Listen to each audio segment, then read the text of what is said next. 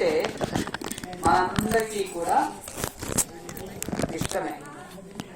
అలాంటి కోకిల కవిత్వం అనే బొమ్మ మీద కూర్చొని రామా రామా అనే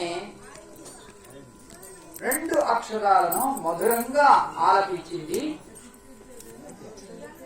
వాల్మీకి కోకిల. ఈ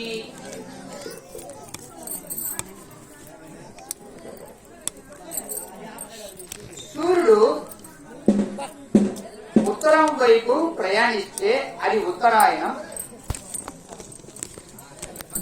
దక్షిణం వైపు ప్రయాణిస్తే అది దక్షిణాయనం.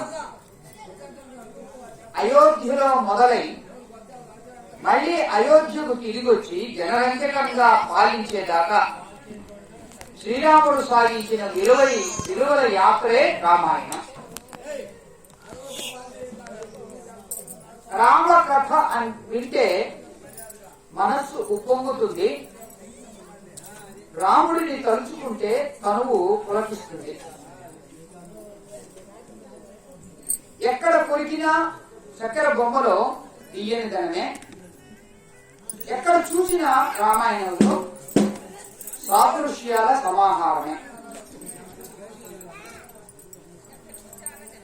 చూసిన కొద్దీ చూడాలనిపిస్తుంది, చూడాలనిపించేవి కొన్ని ఉంటాయి, విన్న కొద్దీ వినాలని అనిపించేవి కొన్ని ఉంటాయి, చదివిన కొద్దీ చదవాలనిపించేవి కొన్ని ఉంటాయి,